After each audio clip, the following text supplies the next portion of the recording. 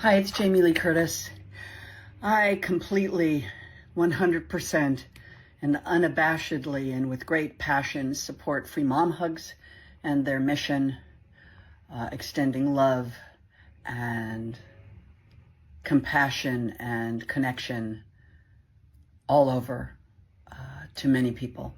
I'm sending my love to Free Mom Hugs that was built and founded and will continue to show nothing but love. We are all mothers. A lot of people who are listening to this podcast are queer people, and they may not have the same family support. If you guys could just send any message to them right now who are listening, who are maybe being told by their parents, even into their adulthood, you're not doing the things that are for God, you're sinning.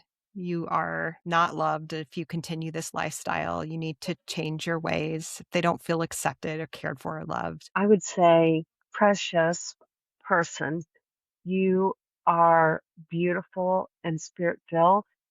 You deserve everything good. There's nothing in you, no shame in you that can separate you from the love of God. There's nothing you have done, nothing that you will do, nothing that you can do that will separate you from the love of God. Nothing. Nothing. There's no shame in you. None. None. Go. Have fun. Shoo. I'm sorry that you've been fed a narrative that you are less than when you are not less than anything or anyone. You are just as I am, fearfully and wonderfully made, just the way you are. And I, again, am so sorry that anything differently has been told to you. And I know that birth family and blood family is beautiful, but can also be harmful. So there can be a thing as chosen family. And if you need a family member, I will be that for you. I am willing to be the mom, the sister, the aunt, the cousin, even the friend who walks by you every day and lets you know that you're loved right where you are.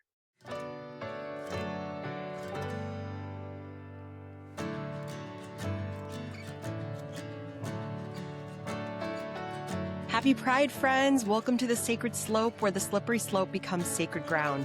I'm Alexis Rice, and today I'm so excited for this amazing episode. We have Sara Cunningham, the founder of Free Mom Hugs, and Kelly Mellen, managing director of Making Things Right. With us today, together the three of us are women of faith who came from Christian evangelical traditions that taught us that homosexuality was a sin. But through relationships, through learning, empathy, and understanding, through listening to stories and personal experiences, our compassion has deepened, our faith has become more rooted in love. Why does this conversation matter? Because millions of people have been told they have to choose between their faith and love, between Christianity and their LGBTQ plus child, their friend, their spouse, or even themselves. We know that story because we lived it, and I imagine a lot of you understand this too. We know what it's like to inherit beliefs that no longer bear good fruit, and we know what it feels like to discover that love is bigger than fear. Here at the Sacred Slope, I sit down mostly with pastors, authors, and advocates from all around the world, but I also sit down sometimes with scholars, artists, and people in leadership that are doing unbelievable work that shows us a kind of prophetic Christianity that exists, one that is inspirational, one that bears good fruit and makes room for all of God's children.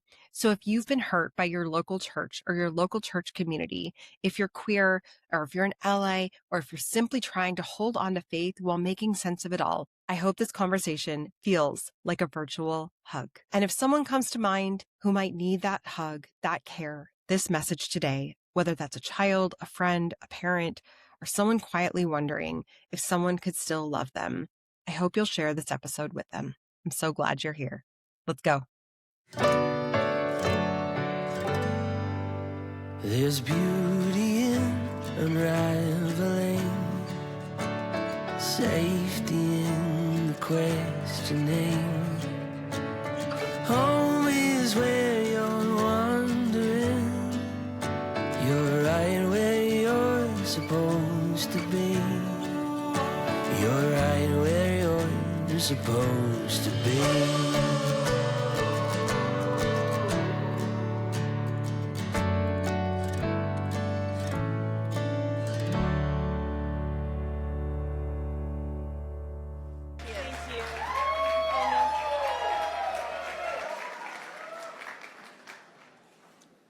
Jamie Lee. I call her JLC on my cell phone. I got her number. Well, I'm very nervous, y'all.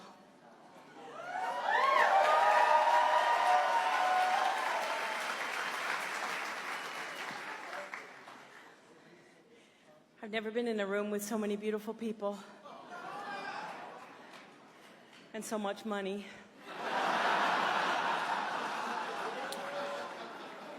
My son is here. Parker.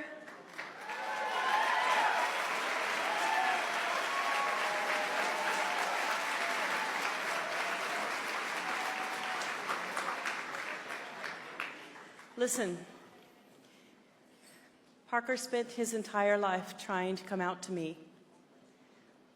When he turned 21, he said, "Mom, I met someone and I need you to be okay about it." I didn't take the news very well. I said some things and I thought some things and I acted in ways that I regret even today.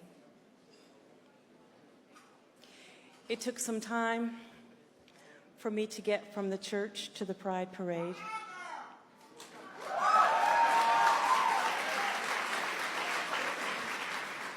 And when Parker came out of his closet, I went into mine and I got educated. And in 2015, I made a homemade button and I stood at the Oklahoma City Pride Parade. And with anyone who made eye contact with me, I'd say, "Could I offer you a hug or a high five?" Because not everybody is a hugger. I just wanted to be a loving presence in the lives of these beautiful, spirit-filled people who have been alienated from their families, from their church homes, and from many parts of society.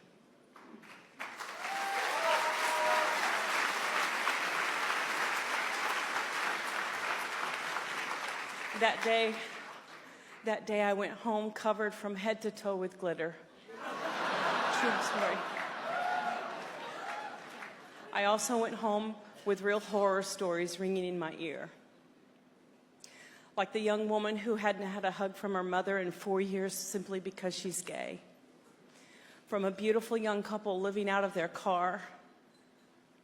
From people of the LGBTQ community who've been alienated and separated from their families, from their church homes, and many parts of society. And listen, I'm the least politically minded person you'll ever meet. But it didn't take long to realize that my straight son has more rights than my gay son.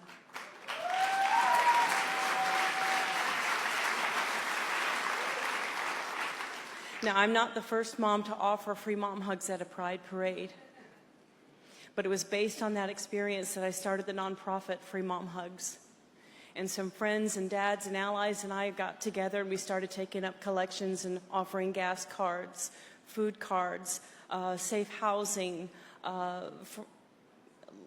name changes for our transgender friends so their identity matches their birth certificates.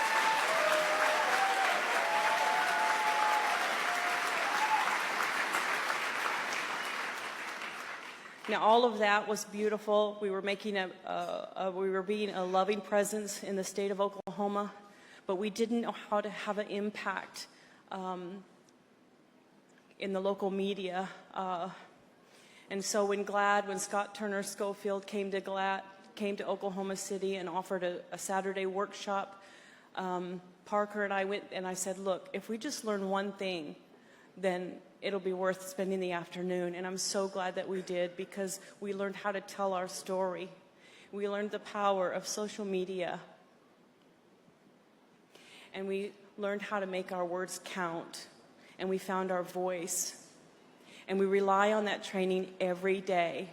Whether we're talking to a mom who thinks she's the only woman in the world with a transgender kid in Topeka, Kansas, or on the stage of the Today Show with Al Roker.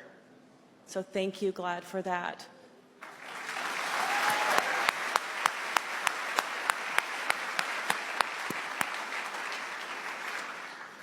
Currently, Free Mom Hugs has chapters in over 40 states. We have moms all over the nation preparing to go to prides, preparing to be a loving presence where they are. We're launching our third Free Mom Hugs tour, the Tour of Hope, and ending in the Castro on Mother's Day. And I would be amiss. Listen, I could not be here today if it wasn't like a mama bear who's been a longtime supporter of GLAAD. Ari Getty, where are you?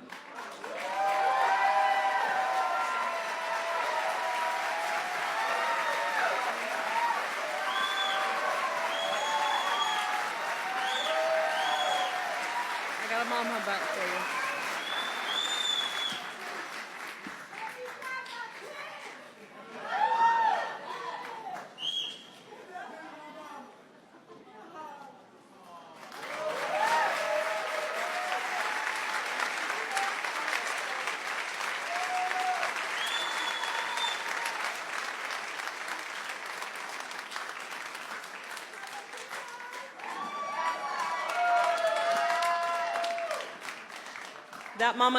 That mama bear, she knows how to get shit done.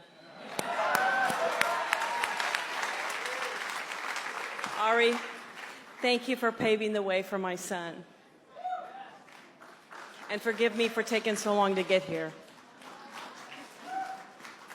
Where are we at? Now with GLAAD, we're aiming to continue to spread the message and fighting for LGBTQ acceptance, transgender rights, and an end to conversion therapy, which, by the way, is still, no, yes, you can clap to ending it.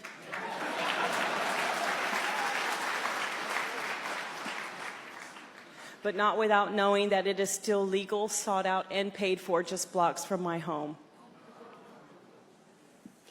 Now, I hope one day we won't need free mom hugs. But until then, Ari and I, we're going to be out there posting, marching, ordaining, standing in, officiating, and giving out hugs and high fives.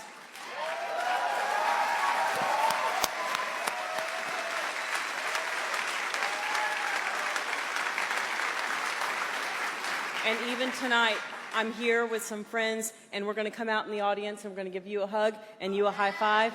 So get ready. And finally, last thing, I want this message to come through loud and clear. Parker, I love you so much. I'm so glad to be on this side of the story with you. Thank you for letting me ask you the hard questions and allowing me grace. Thank you.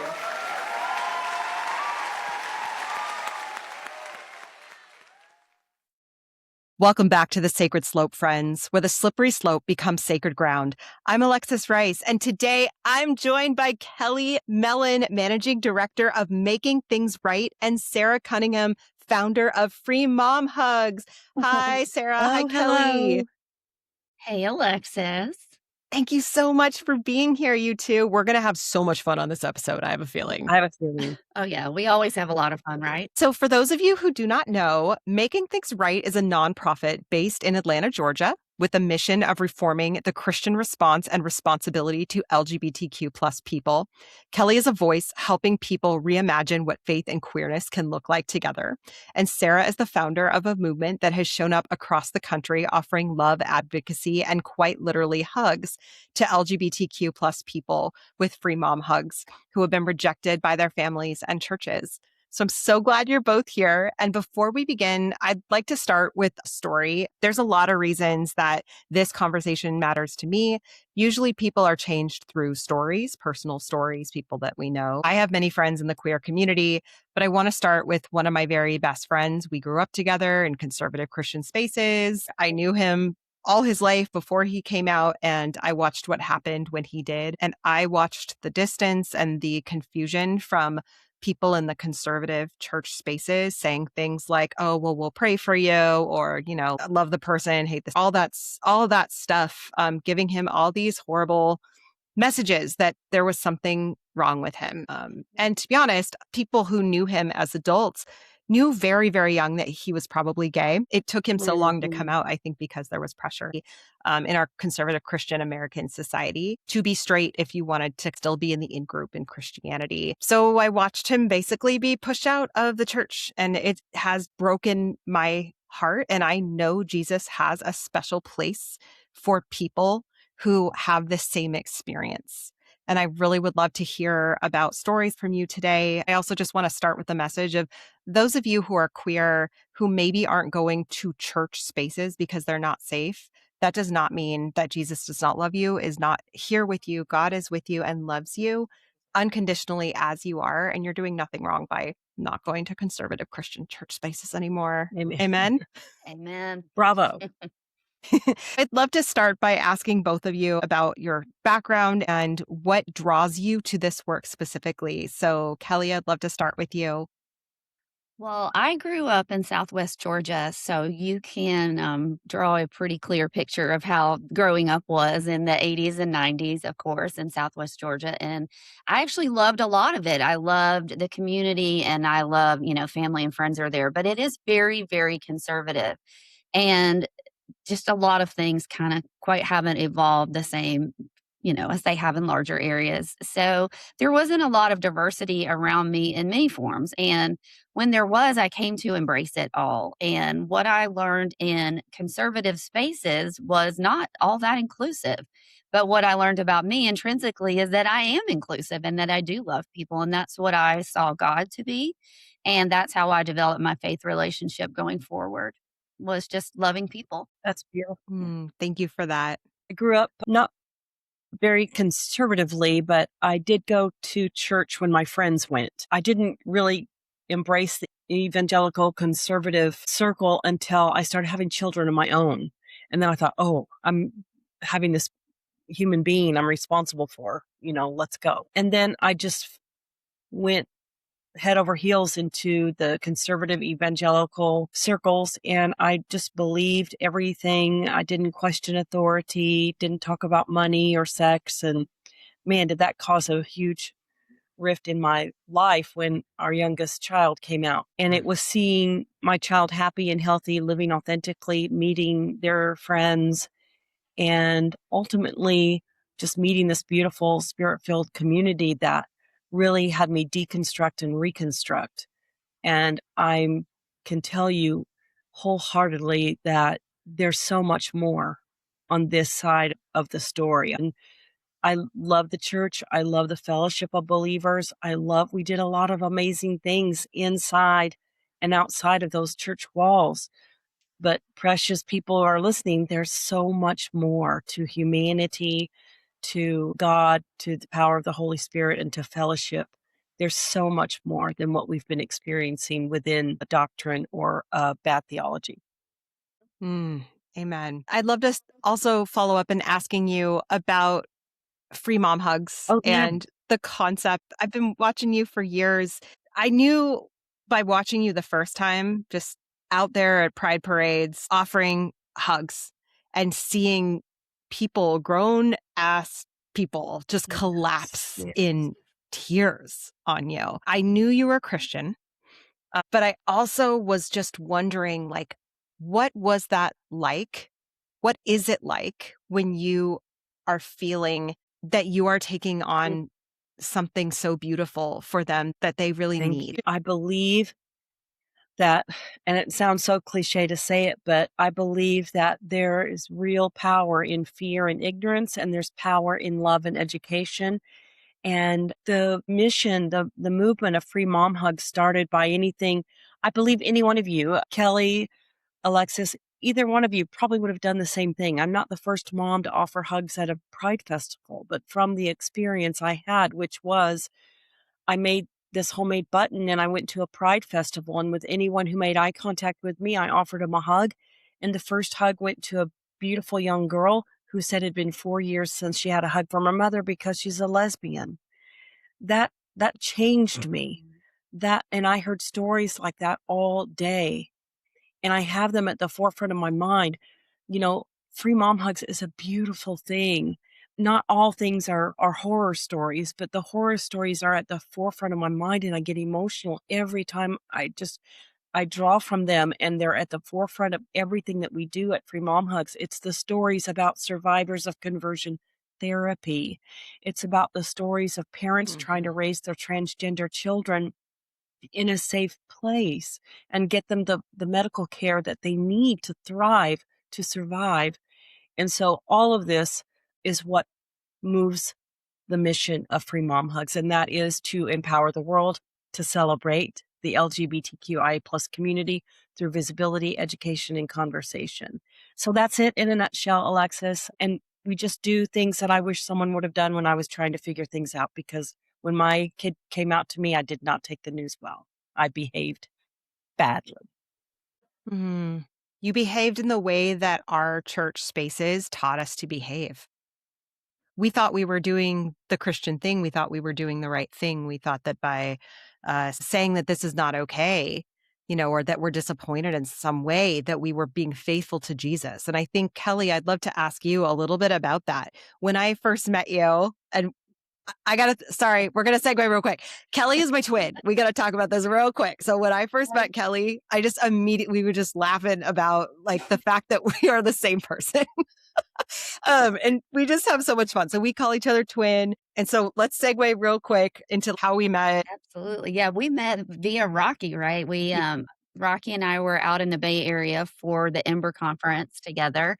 And she invited me to a dinner that you two had scheduled. And I'm like, okay. And I had started following you. And then we connected. And I'm like, oh my God, how have I not known her my whole life? Like, it just felt that way. And I feel like we also had a bonding moment over Betsy Johnson shoes, if I recall correctly. Okay. I wore them in honor of you. You ready? Yes, come on. Oh, pull them in the camera. I can't see them. You can't see my shoes. Turn around. Let me see. Okay, I'm going to show you my shoes. Yeah, there they are. Aren't they cute? Aren't they fabulous? I had similar ones I had on. So we bonded over shoes, and she could not believe that I knew that they were Betsy Johnson shoes. That was one of our things that we totally bonded over. And I feel like the whole weekend we kept being like, yeah. The whole weekend. You are so grounded in who you are as a Christian and so grounded in who you are as a queer advocate. And these things exist equally. And I just thought, wow, like if we could just get Christians to be here, the world would be such a better place. I'd just love to ask you about that, your story and what has really meant a lot to you in doing this work. First of all, it means a lot to me that you would say that about me, that you see me as grounded in who I am as a Christian and as an advocate. That means a lot because I feel like I'm in legacy building mode at this stage of my life. That's what I want my legacy to be. So if I am doing that in any way, shape, or form, I'm grateful to know that that light is in the world and that it's more than me. I don't want it to be about me, but I do want it to be about something bigger than me. That means a lot. So for me, the way I got into this work is almost through deconstruction, I would say. My husband and I have talked for years about how we believe that the LGBTQ plus issue and churches was going to be looked back on through a lens similar to slavery, segregation, women. It's going to be looked back on really not favorably in history. And I want to be on the right side of history. I've said that for a very long time. And when I got this opportunity to walk into this work with Brian Nitzel, who is the founder of Making Things Right. Comes to matters of faith and sexuality and conversations around that. Most of us know that to be what it is, a big debate, a battle, people defending positions. But what if all of that is at the expense of something a whole lot more important? Me staying close to my traditional Christian roots and going to church and helping kind of build bridges and move the needle in productive ways, I am absolutely the exception. 86% of the LGBTQ plus community was raised in the church. And of those, over half, 54% left at the age of 18. Why? Negative personal experiences was the number one reason on the list, far and away. If you ask, and many of you know this, but if you ask any LGBTQ plus person in your life and they're honest, they're probably going to tell you about significant hurt and rejection that they have experienced from Christians in church settings, in family settings. And those are the things that I think should break our hearts. Those are the things that we can help make right. I look at the life of Jesus, and that's all he did is defend the outcast. And I want to help people know that that's the right thing to do, to not worry so much about defending a position, but defending people, and to look at the need and the hurts and to make those things right.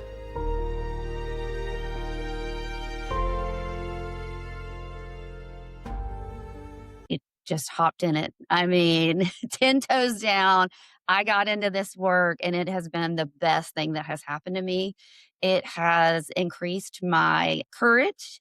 It has increased my voice and my advocacy. There are costs to it, but everything's worth the cost because I believe that to be silent is to be complicit. And I want to be active and loud and do what it takes to advocate for this community that I see and I know to be beautiful and amazing. And I want them to know that they have us out here for them. Why do you think that one of the keys to progress in LGBTQIA plus inclusion starts in Christian communities, starts in church spaces? I think it starts there because that's where the harm started.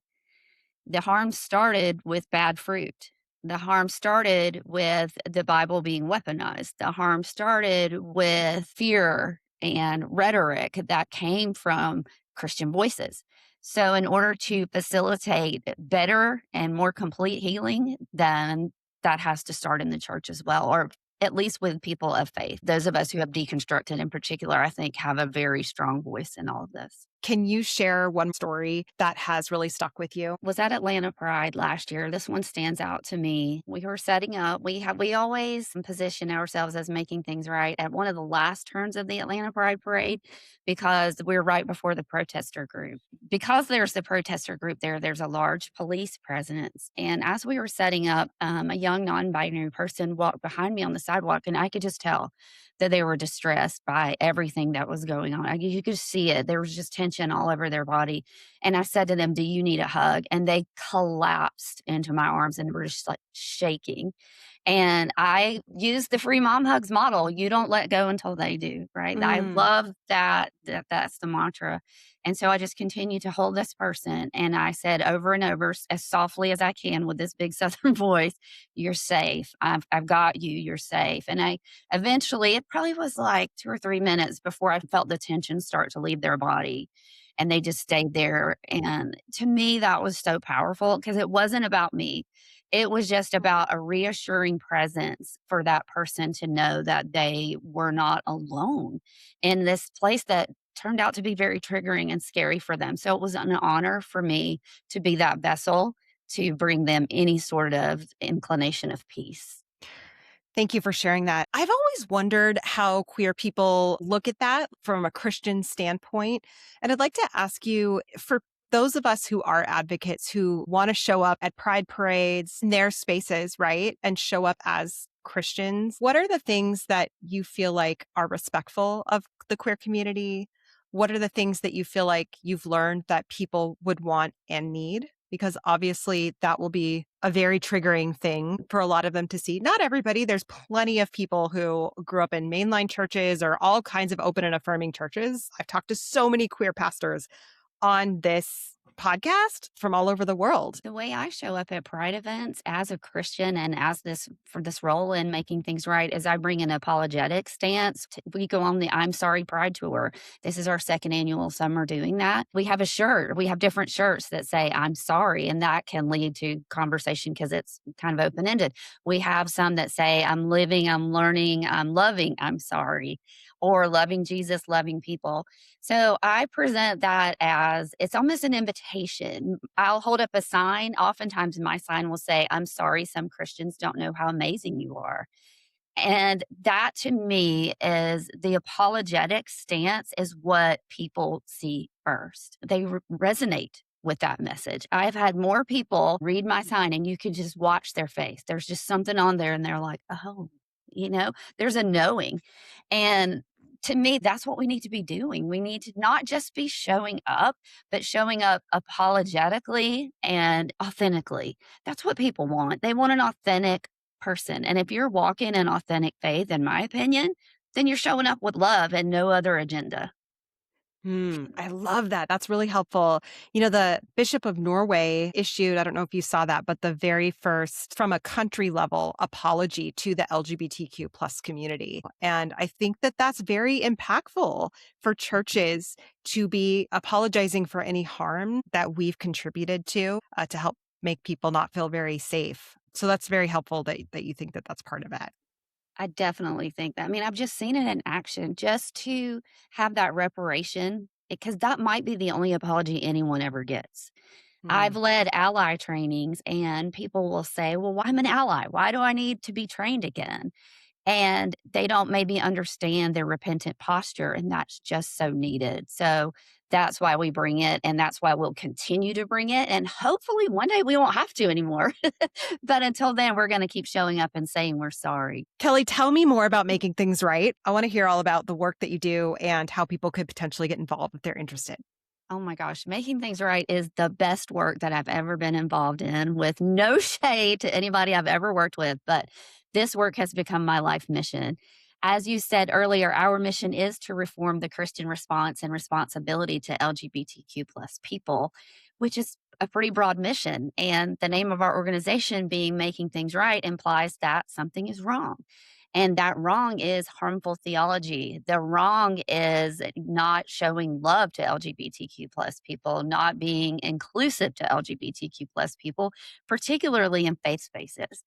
So we love to come alongside people. We view ourselves as the on-ramp into this conversation when, particularly conservative evangelical Christians have a stirring of compassion in their hearts. Maybe someone they know has come out and they're wrestling with long-held beliefs, with the love that they hold for someone who is in this community.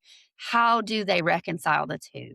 So we come alongside them. We offer resources. We have some beautiful synergies, such as with Free Mom Hugs, but with other wonderful organizations like Centerpiece, like the Reformation Project, obviously 1946, and others. And we just all kind of come together to support people where they are and to help them on their journey to inclusion.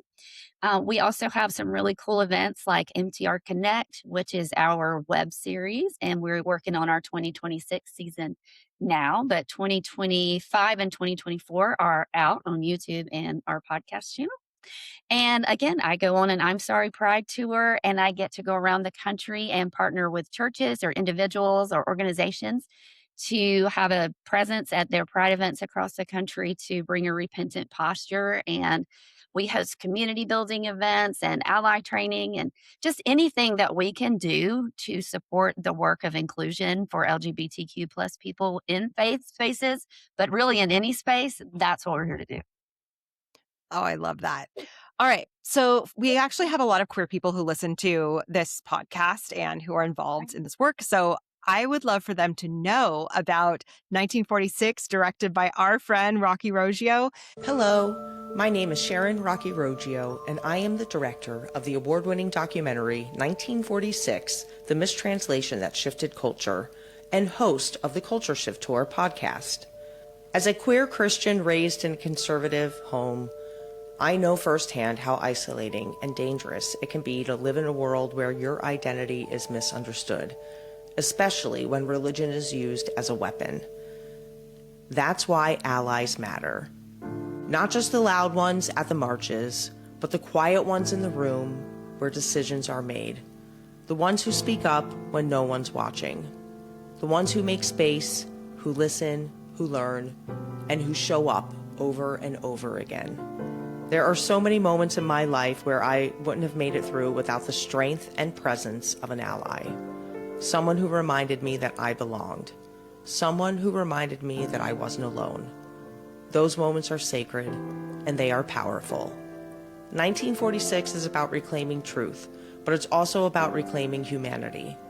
We can't do it without allies. So if you're wondering whether your voice matters, it does. Keep showing up. We see you, we need you, and we thank you.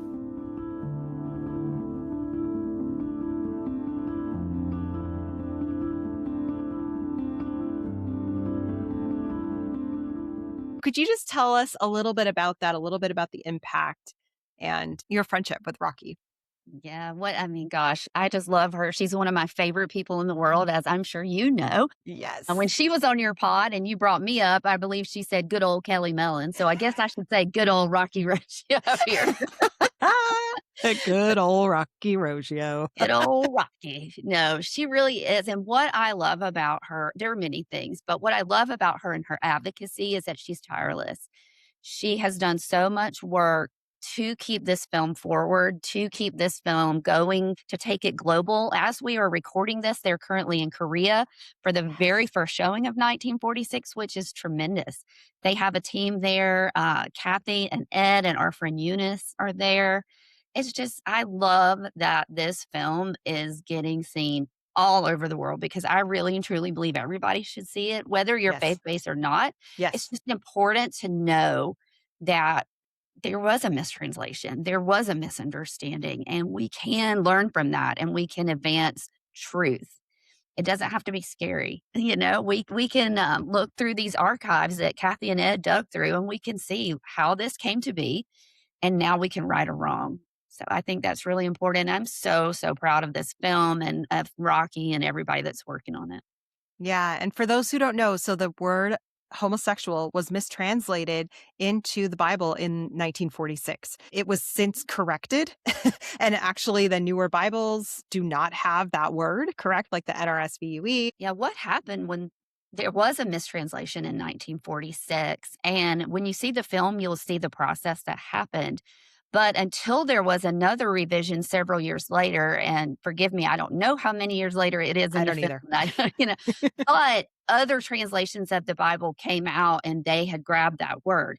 So that's where a lot of it took off. But now we are making progress to get the word back out, to have the more correct versions of the words that were supposed to be there in the first place, which are words of abuse and not words of consensual love. Yes. I feel like there's a black box to me around O&A churches, open and affirming churches. So churches who have gone through an open and affirming process so that they say, hey, we are fully accepting of people in the LGBTQIA plus community. We've gone through a process. And then there's other churches who have not. And I was just curious if you guys know about that. What is this process? Is it designed by a certain group of people? How can churches who want to become O&A churches consider going through that? And why is it important that churches are not neutral in this stance and just have the everyone is welcome sign outside their churches? I don't exactly know what the process is, not being a theologian, okay? And I'm not a church staff, but I do know that there are organizations out there that help walk churches through this process. One of them being Small Church Big Table. They are based out of Southern California. They offer training, facilitation to church leaders and churches as they're walking through an inclusive process. I would highly recommend any church leader that's looking for this kind of information to check out Small Church Big Table. They have free webinars and free training events. I also think there's a huge difference for if you're looking for a church and you're looking for something that is inclusive, there's a difference between accepting and affirming. So if you're an accepting church, oh, anybody's welcome, anybody can come in, but oh, by the way, you can't serve or you can't volunteer if you're LGBTQ plus affirming, more than likely. That's accepting. Affirming, everybody, everything, you can come in, you can serve, you can be a member, you can whatever if you're LGBTQ plus. So I think that's an important distinction to be aware of when you're looking for a church. And there's also some third way churches, and I don't know how to explain that, but it's somewhere a hybrid between, I would say, accepting and affirming as well. Like LGBTQ plus people are welcome. I think they can serve, but maybe not be married. Don't hold me to that. I don't know. And always check out a church's website to see what their statement is what I would say. Yeah, I think I would only add to that a good way to know where your church stands is if no one's talking about the LGBTQ plus issue, then just ask those in authority. And if they'll allow our LGBTQ plus family and friends to serve, to work in the nursery if they feel so called, and to be married.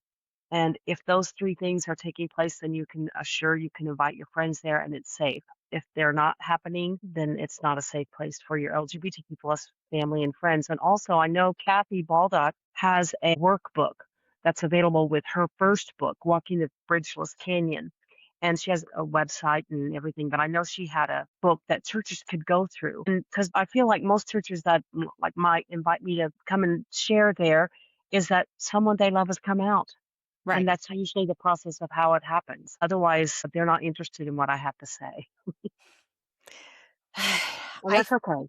Yeah, I feel that that's a theme I've been wrestling with this year. It's a frustration. It's a massive frustration. I'll just name it. This might not be fair. I'm just going to throw it out there and you guys can correct me. But I feel generally like a lot of conservatives who are Christians aren't that interested in certain subjects or fighting for people until it really affects them personally or Yeah. affects someone they love.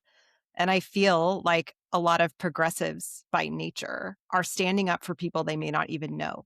And progressive Christians are doing it from a conviction that we think that that's what Jesus commands us to do. I think absolutely. There was a time that, I wanted to be in the world, but not of it. There's no way I would have listened probably to a mom like me then, because I would have thought, nope, Sarah's of the world.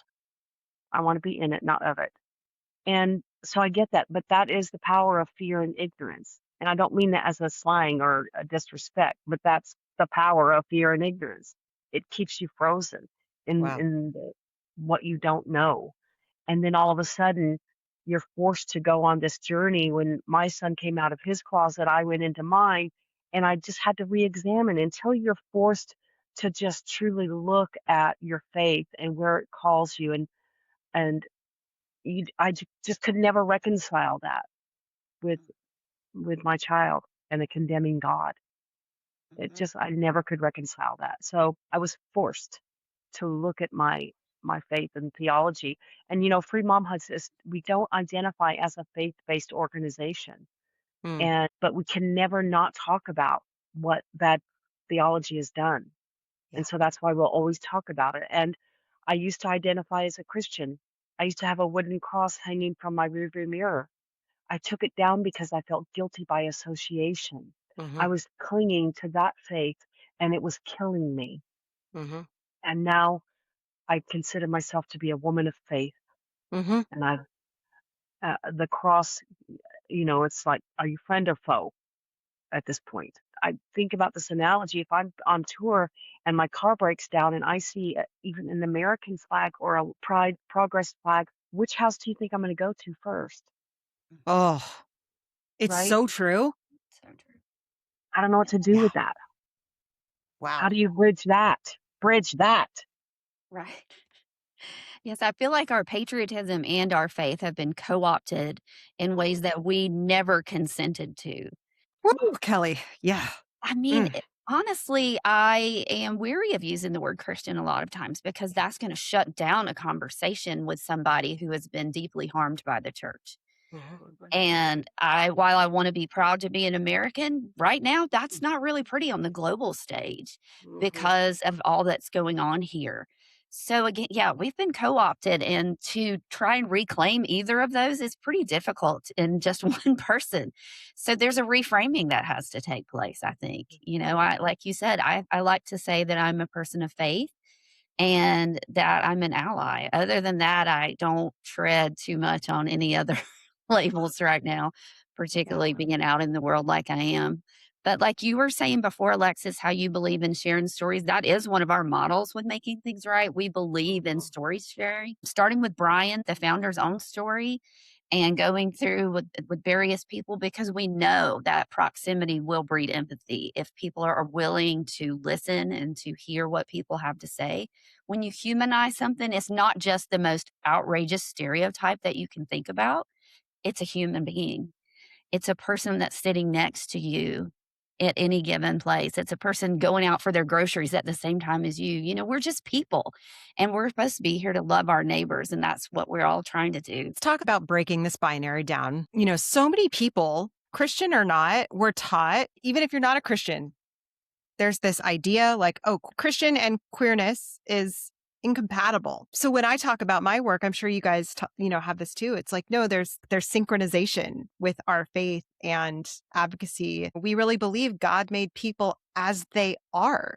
God designed this person with this genetic DNA to have a very special place in the world as a queer person. Mm-hmm. And when I mention sometimes the work that I do, people just their lights go on like, wow, I've never heard that. And sometimes it still blows my mind. I think sometimes when we are so deep in this work, you just can't believe that. But I would love to hear, like, what have you learned that completely disrupts that idea?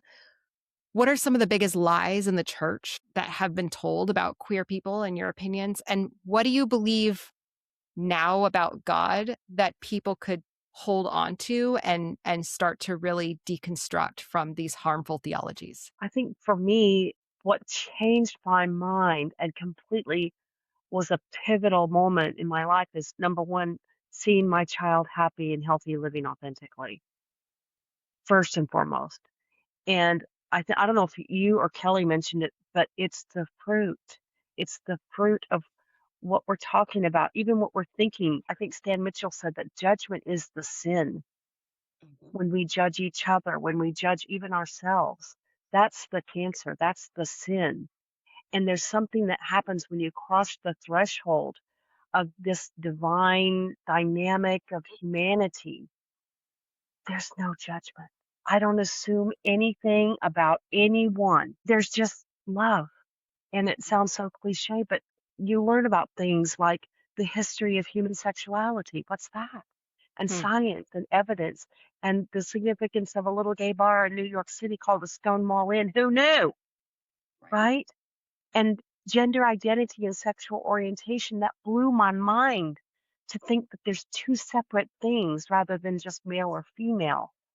And my God, the expansion of humanity is a beautiful thing. When I learned about um, non-binary and the transgender person and two-spirit, it's just I mean, I got chills thinking about Mm-hmm. how beautiful and wonderfully we are made. Truly, and there's so much more. There is so much more. And what I find inspiring is when I look and I see queer people who have held on to their faith despite everything they've been told from the moment they came out, probably long before because they were scared to come out, and they held on to their faith because it meant so much to them. I mean, what more is there?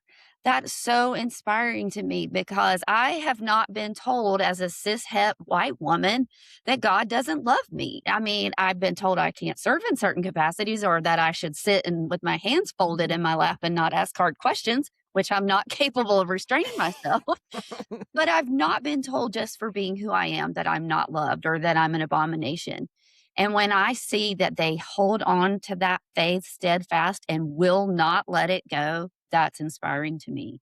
And I have friends out there like my sweet friend Grace, like my friends Sally and Karen, like Matthew Vines and Justin Lee. So many people who are on the forefront of this movement as Christian leaders and LGBTQ plus advocates.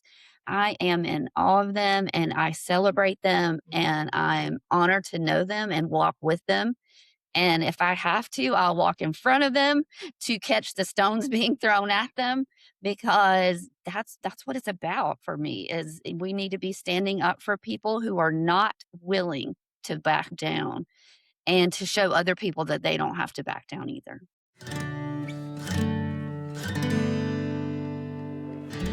We are all mothers, and a lot of people who are listening to this podcast are queer people, and they may not have the same family support. If you guys could just send any message to them right now who are listening, who are maybe being told by their parents, even into their adulthood, you're not doing the things that are for God, you're sinning, you are not loved if you continue this lifestyle. You need to change your ways if they don't feel accepted or cared for or loved. I would say, precious person, you are beautiful and spirit filled. You deserve everything good. There's nothing in you, no shame in you that can separate you from the love of God. There's nothing you have done, nothing that you will do, nothing that you can do that will separate you from the love of God. Nothing, nothing. There's no shame in you. None, none. Go, have fun. Shoo. I'm sorry that you've been fed a narrative that you are less than when you are not less than anything or anyone. You are just as I am, fearfully and wonderfully made, just the way you are. And I, again, am so sorry that anything differently has been told to you. And I know that birth family and blood family is beautiful, but can also be harmful. So there can be a thing as chosen family. And if you need a family member, I will be that for you. I am willing to be the mom, the sister, the aunt, the cousin, even the friend who walks by you every day and lets you know that you're loved right where you are. Oh, Mama. That's right.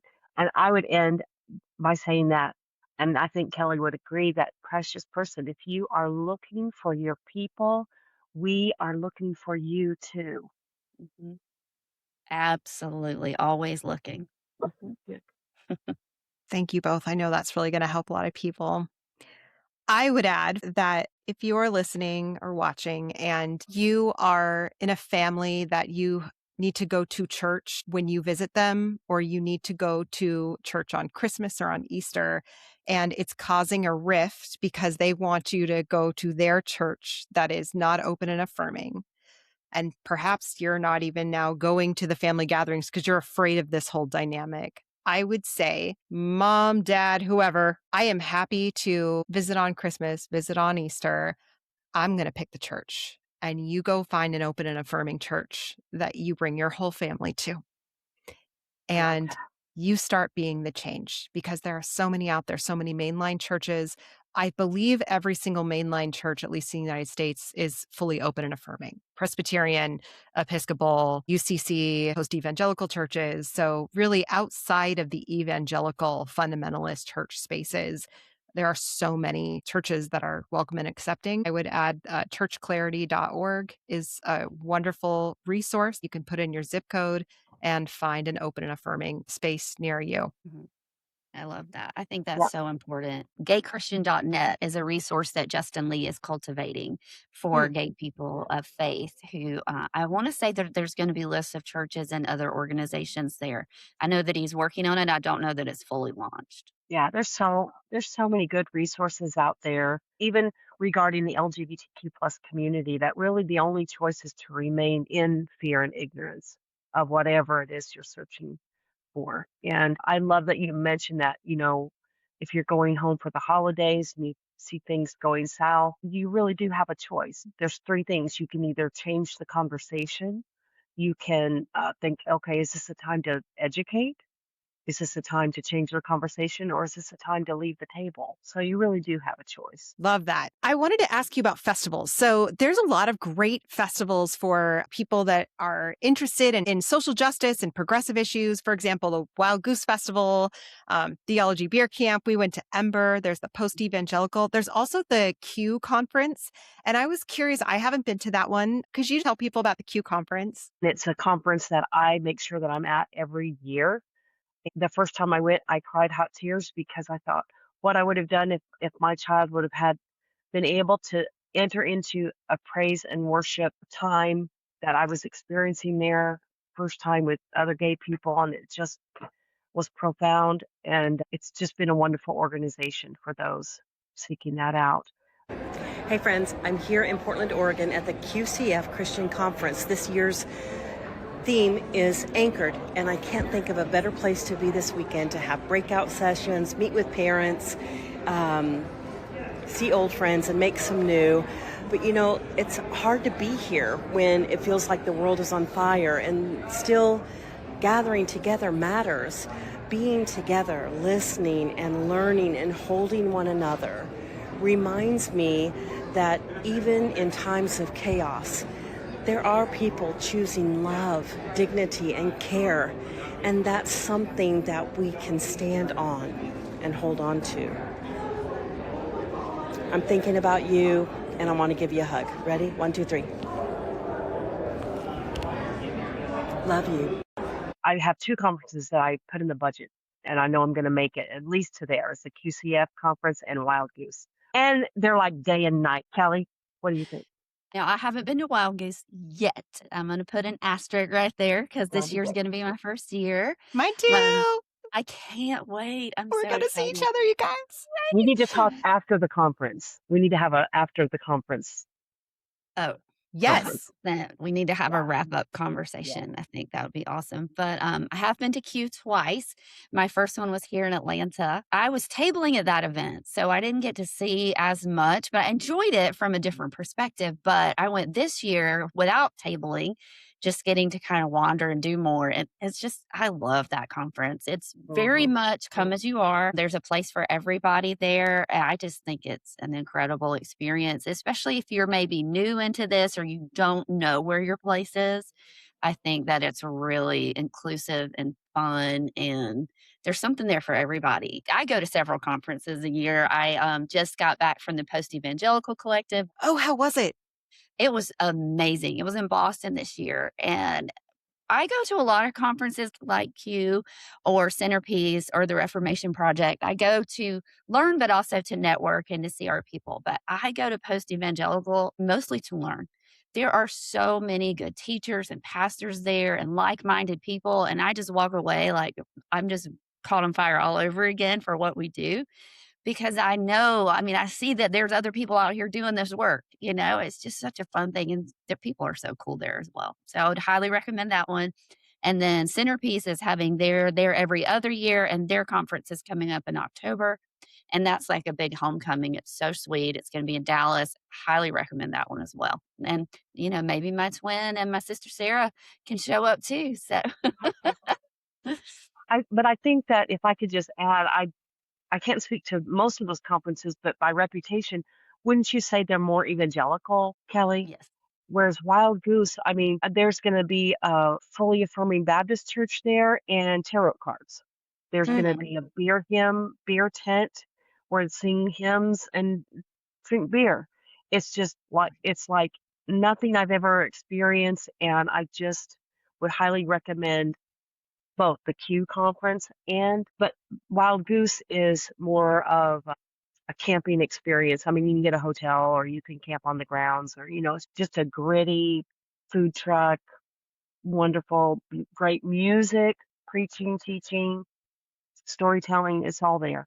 I can't wait to hear from both of you after that Wild I'm Goose super Festival. excited. I will Yeah. tell you, I'm not camping. I'm outdoorsy, but I'm not outsidey.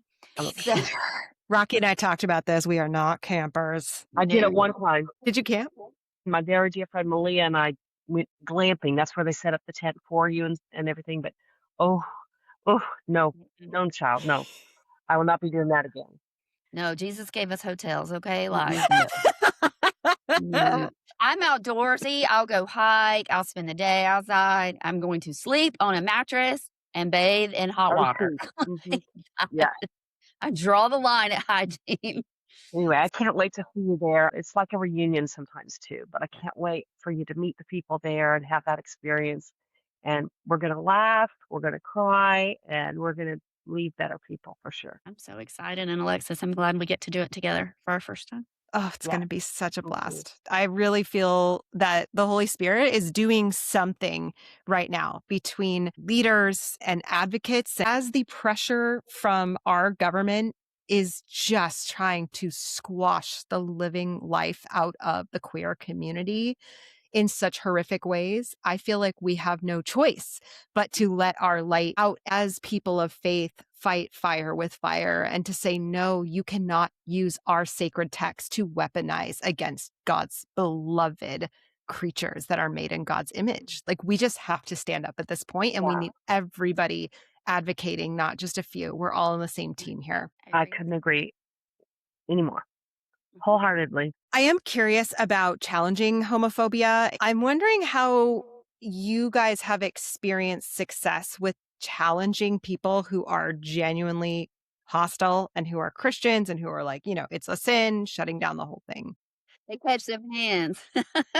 Yes. Exactly. I'm wondering what's effective. Like, has there been anything that you feel like has been helpful in terms of engaging people to get them to be more open-minded?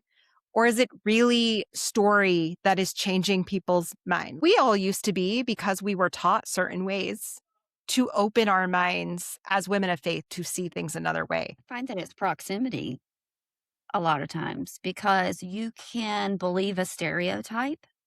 You can believe that trans people are predators.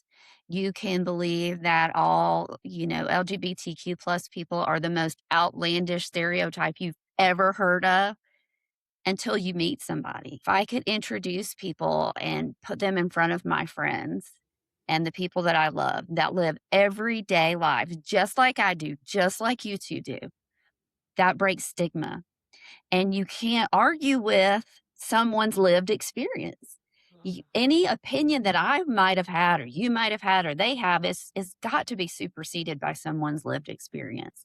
So when they get that proximity, oftentimes, even if they don't make the full turn to inclusion, they at least have gotten a seed planted of humanity. And hopefully that grows into a flourish of empathy.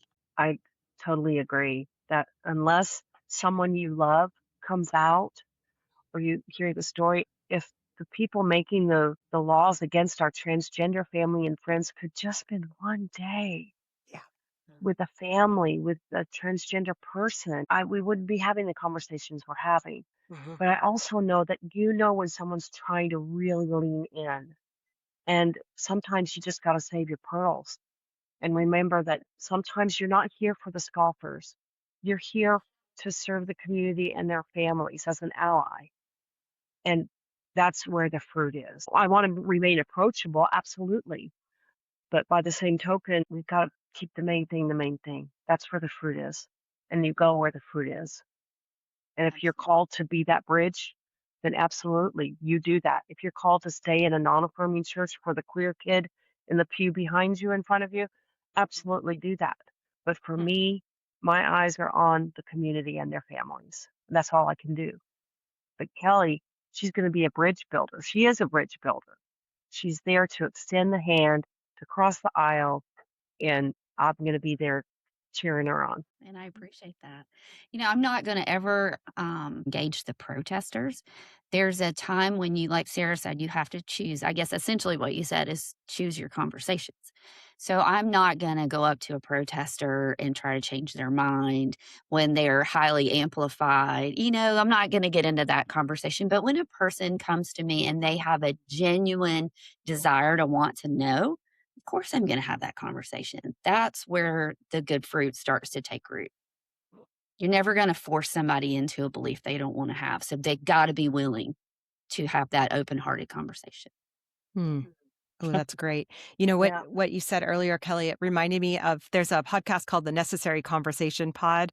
And I don't know if you've seen it. It's with two like diehard MAGA parents and then their liberal kids, right? I love that pod. Man, that's hard. Hard to watch sometimes. Yes. It yes, is yes. painful, especially people who have those family dynamics, which is a lot of us. I mean, yeah, I think if there's American and Christianity that touches your family dynamic, like these conversations are happening behind the scenes and they're willing to put that out in public. I don't know if you saw the one where Peppermint was on, and Peppermint and forgive me, I forgot the mom's name, but they had a conversation. And she was asking Peppermint questions about being trans and what that was like being bullied as a kid. You dress like a boy then, or a little girl, or lean more girl dressing, or? Yeah, I dressed in like jeans and a t-shirt or whatever you would dress your son in at that age, going to school. I didn't really appear probably sort of as female to people until high school. That was the first time I was able to sort of have independence, and like not have to go home after school right away, things like that. I was able to have a little bit more. And they kept bullying you then too, that age? Oh yes, that was when I became more physical. Even worse. Yeah. I'm sorry. But mom, like one of your kind of main points of contention whenever this type of thing gets talked about on our show is that you believe little kids can't, in quotes, make the choice, that they're too young and all of this stuff. Well, not make the choice, but that they feel that. And now that Peppermint, correct? Yeah. Just told me that. Is that what I should call you? That's your name, right? Yes, please. That's my name. Something changed in her. Not to say, now she's a trans advocate. No, but she could see the humanity of this person. And she said, I really like you, and felt comfortable. And I thought, oh, and even the kids were like, oh, is this what it takes? Like, maybe this is all it takes. We've been trying to talk to you about this issue, but it's like, yeah, if we can just have, and it's sad for Peppermint because Peppermint has to now take, all the pain and explain it over and over. And that's not Peppermint's job, but Peppermint was willing to do that. And I was so grateful because that was a beautiful example of proximity really does help. Stories really do help. Yeah, you can dehumanize somebody all day until you're face to face with them. And then you can no longer deny their human existence. I love that. I'll look for that. Thanks for bringing that up. Final question. We are in a really painful time in our society, especially for the queer community. And people need some hope because we aren't getting it from the top. We are not getting hope from leadership right now. I would love to hear what hope you have for the future, what you see beyond this. What can we grow into that gives you hope, and what actions can we take to get to a better society? I think what gives me hope are certainly conversations like these. I'm reminded that, and I really do believe it, I have to remind myself that there really are more of us than there are of them. Yes. I really do believe that. We just need to, I don't know, somehow be amplified. And, I'm glad that we're in an age where through social media, we can have conversations like these. Yes. I mean, there's a lot of yucky stuff out there, but there's a lot of really good stuff too. So things like that give me hope. And I stay active. I mean, in the movement of free mom hugs, I hear stories every day about encounters with between people. And I probably would be in a fetal position under my desk if I didn't get to see that and hear that, the fruit of it. Hope is something we need to continually be on the look for. And I hope that we would even be that to ourselves. So that's what gives me hope. And I think it will carry us through. How about you, Kelly? I find hope in that every single pride event that I go to, whether it's a small town like Norman, Oklahoma, or a big city like Denver, Colorado, people show up. People show up and they love each other. They come as they are. It just is a joy-filled experience. And to me, hope and joy, they hold hands, So as long as I have hope, I can have joy. And when I see these events, it refuels everything that I have in me to keep going forward. I also have hope because I know that the generations behind us are doing great work. And I'm going to give credit to my two daughters right now. They are about to be 20 and 23. They've taught me to be better allies. Because of them, I learned how to be a stronger and more vocal and better ally because they've been accepting all their lives. Nobody had to teach them that. They learned it. They learned and they taught me. And I see that generation is more inclusive. I don't think we have to wait for them. But I think we can learn from them. I don't think we need to excuse the youth as being young. I think we need to look at them and say, hey, they're getting this right. How can we keep that going? How can we be better for them? And so that our legacy is as good as theirs is going to be. Yeah. All right. We're going to rapid fire and then we're going to close off. We'll do Kelly and then Sarah on everyone. Okay. Oh, rapid fire. okay. All right. You ready? You ready? Lock in. All right. Kelly, coffee or tea? Coffee. Sarah. Coffee. Kelly, wine or tequila? Oh my God. Tequila and a margarita. Wine solo. Sarah. Wine for me. Can you be queer and Christian? Kelly. 100%. Hell yeah. Kelly, ready? What is more Christ-like, certainty or curiosity? Curiosity. Agree. Curiosity. One word for what the church needs right now. Love. And finally, cats or dogs? Dogs. both. But dogs, because dogs. No, Ruthie's right here. There's Ruthie. There she is. I love that dog so you just have no idea how much Oh, I it's love that. Luther. Did you hear that? Look at the puppy. Look at her. She's like mama. Ruthie girl. Sara Cunningham, Kelly Mellen, thank you so much for stopping by the Sacred Slope today. Thank you for having us, Alexis. It means a lot to be on here with you. Yeah, I'll see you in September. See you at Wild Goose. Yeah, we can't wait. WG. Thank you for joining us today on the Sacred Slope.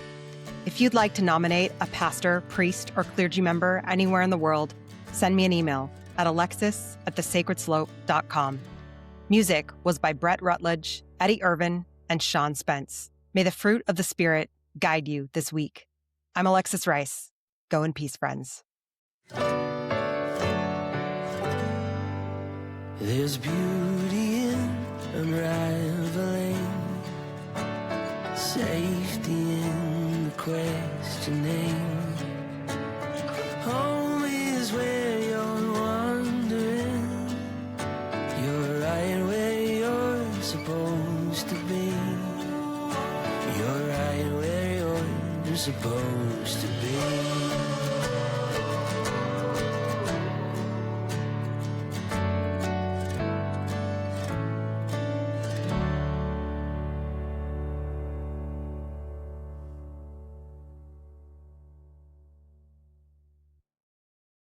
Oh, and if you like this content, make sure to follow The Sacred Slope on Instagram, YouTube, Facebook, Threads, TikTok, and Blue Sky at The Sacred Slope. You can watch on YouTube or Spotify, and you can listen on Apple and everywhere you get your podcasts.